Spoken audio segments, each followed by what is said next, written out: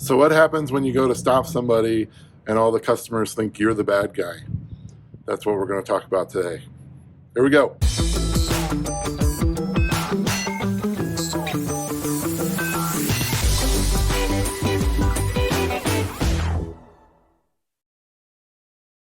Hey, it's George Langabeer with SilverHammer Surveillance. This is part 2 in our series in Lincoln, Nebraska. This is store number 2. This is Shopko 172, at least it used to be. This used to be a Shopko entrance, believe it or not. Not so much anymore. Kind of sucks, but oh well.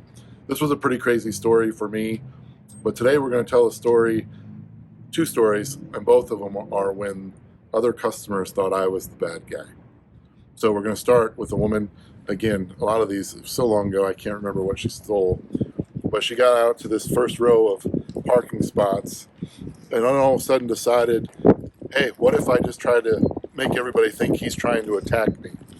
So we get right over here and she started screaming, he's trying to hurt me, he's gonna get me, what do I do? Help me, help me, help me. And all these other customers thought I was attacking this woman. So I had to pull out my badge. It happened right over here in this parking spot. I had to pull out my badge and convince them all that I was loss prevention and that she had shoplifted and she was actually the evil one and I wasn't the evil one. And it was a real pain in my butt because here I was trying to stop this woman and her pitch was horrible. He's trying to hurt me. He's going to get me. Oh, please help me. It was just horrible. It was just horrible.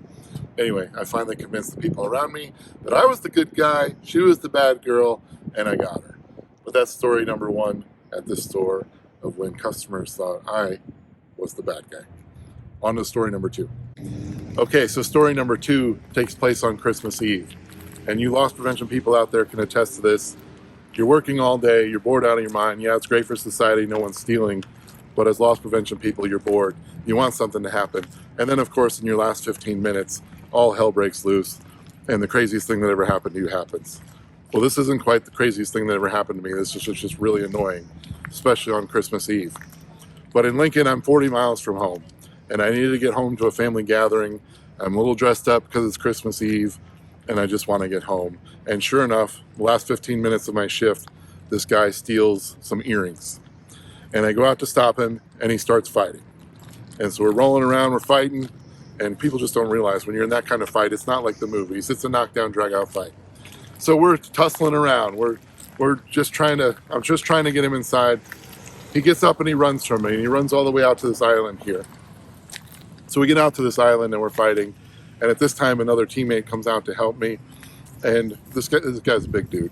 And, you know, I'm somewhat sizable myself, but this guy's a big guy, giving me trouble. So we're fighting right over here. And I'm just all upset. I'm dressed up, I'm getting all dirty, and just want to get home. And then this woman pulls up in the parking spot right over there by that light pole. And she just randomly starts screaming, I know my rights, you can't do this, what are you doing to this guy? And I'm pulling out my badge, trying to identify myself as loss prevention, and she's just screaming at the top of her lungs. And yes, we did have the right to get him. It's called merchant's privilege. It's an actual law for retailers to get their stuff back. You can safely bring a person back however you need to when they steal from you.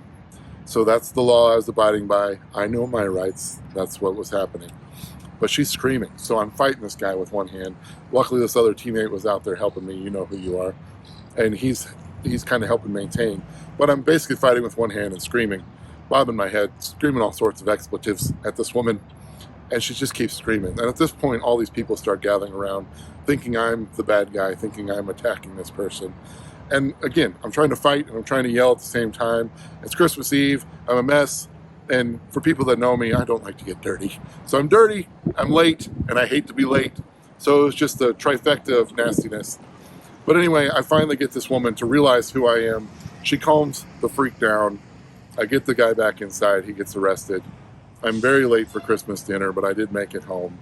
But it's just annoying. So it happens once in a while where customers either think you're a bad person because we're usually in plain clothes, and I can see why they see it sometimes, but you'd kind of think in the thick of things at a retailer, they'd be used to once in a while loss prevention people doing their thing. But sometimes they don't, and they come after you. So whether it's the, he's trying to hurt me lady, or the annoying lady at Home Depot, they both can, Anyway, that's story number 2. been fun to make this road trip to Lincoln, Nebraska. Sad to see these stores like this nowadays, but it is what it is. So, hope you enjoyed this story. If you did, like this video, please hit the like button, subscribe to the channel. More shoplifting stories to come. Until the next one, peace and love.